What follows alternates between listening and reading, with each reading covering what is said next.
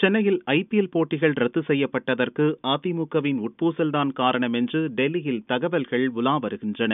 காவிரி பிரச்சனையை சாக்கிட்டு ஐபிஎல் முதல் போட்டியை தடுக்க சில உதிரி கட்சிகளும் அமைப்புகளும் எடுத்த முயற்சிகளை சென்னை போலீஸ் சாமர்த்தியமாக முறியடித்தது. வன்முறையை தூண்டும் சக்திகள் ஜெயலலிதா ஆட்சியில் அடங்கி கிடந்தன. இப்போது அவை மீண்டும் தலை தூக்குகின்றன.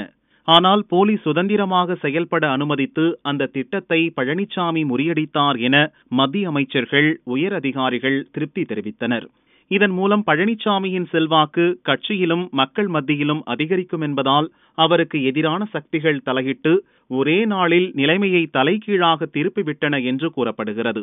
இந்த எதிர்கோஷ்டிக்கும் தமிழின் பெயரால் வன்முறையை தூண்டும் சக்திகளுக்கும் ஏற்கனவே நெருக்கம் இருப்பதால் போலீசுக்கு நெருக்கடி கொடுப்பதன் மூலம் இந்த திருப்பம் சாத்தியமானது என சென்னையில் இருந்து டெல்லிக்கு கிடைக்கும் தகவல்கள் தெரிவிக்கின்றன. இதே காவிரி பிரச்சனையில் ஒருமுறை கர்நாடக அரசு சட்டம் ஒழுங்கு சீர்குலையும் என சொன்னபோது சட்டம் ஒழுங்கை காப்பாற்ற முடியாவிட்டால் மாநில அரசு ஏன் நீடிக்க வேண்டும் என்று சுப்ரீம் கோர்ட் கேட்டது.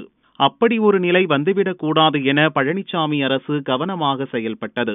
காவிரி பிரச்சனையில் உரிய அழுத்தம் கொடுக்கவில்லை என்று நமது அரசு மீது ஏற்கனவே மக்கள் கோபமாக இருக்கும் சூழலில் கிரிக்கெட்டுக்கு ஆதரவாக நின்று இன்னும் பழியேற்க வேண்டாம் என பழனிசாமிக்கு அதிருப்தியாளர்கள் அட்வைஸ் செய்தனர்.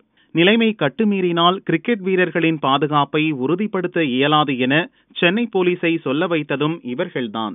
போலீஸ் கைவிரித்த பிறகுதான் வேறு வழியில்லாமல் சென்னையை ஐபிஎல் கைவிட்டது. இதனால் தமிழகத்துக்கும் தமிழக அரசுக்கும் நிச்சயமாக களங்கம்தான். தொழில் முதலீடுகளையும் இந்த அந்தர்பல்டி பாதிக்கும் என டெல்லி வட்டாரங்கள் கூறுகின்றன.